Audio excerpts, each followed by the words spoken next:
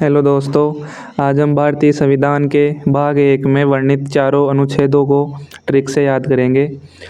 आपको बता दें कि आज से इस चैनल पे हमने ये वीडियो डालना स्टार्ट किया है और जिसमें हम पूरे 1 से लेकर 395 अनुच्छेदों को ट्रिक के माध्यम से याद करवाएंगे।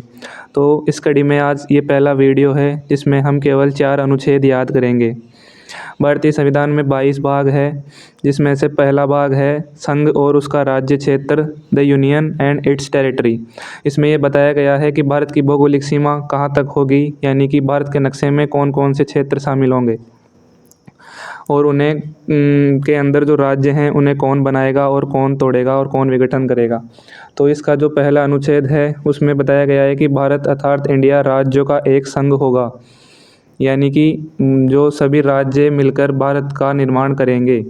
अनुच्छेद 2 में बताया गया है कि संसद को यह अधिकार है कि वह कानून द्वारा नए राज्यों को संघ में प्रवेश कराए या स्थापित कराए।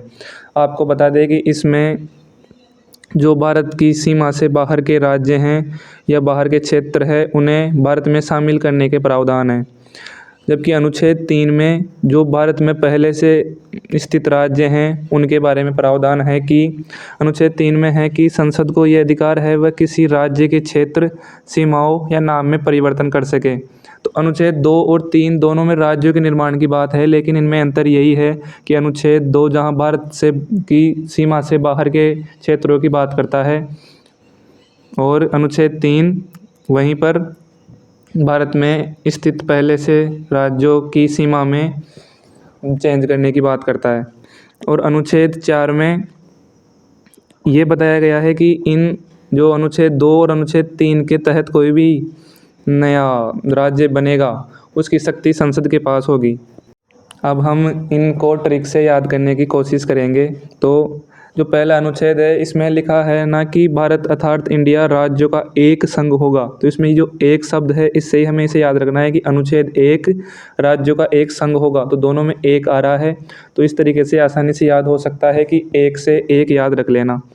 अनुच्छेद 2 में हम इसे ऐसे याद कर सकते हैं, इसे पढ़ना है कि नए राज्यों को प्रवेश दो, नए राज्यों को प्रवेश दो से याद रह जाएगा कि अनुच्छेद 2 में नए राज्यों को प्रवेश दो। अनुच्छेद 3 को याद करने की जो ट्रिक है वो ये है कि अनुच्छेद 3 को इंग्लिश में पढ़ना है कि आर्टिकल 3 भारत में स्थित पहले से जो वर्तमान में राज्य हैं उनका निर्माण करना हुआ फ्री। आर्टिकल 3 नए राज्यों का निर्माण हुआ फ्री। आर्टिकल 3 नए राज्यों का निर्माण हुआ फ्री। अब आखिरी अनुच्छेद बचता है, तो आखिरी अनुच्छेद के लिए हमने एक शब्द बनाया है विचार। विचार शब्द को आपको याद रखना है, जिससे हम अनुच्छेद 4 को याद करेंगे।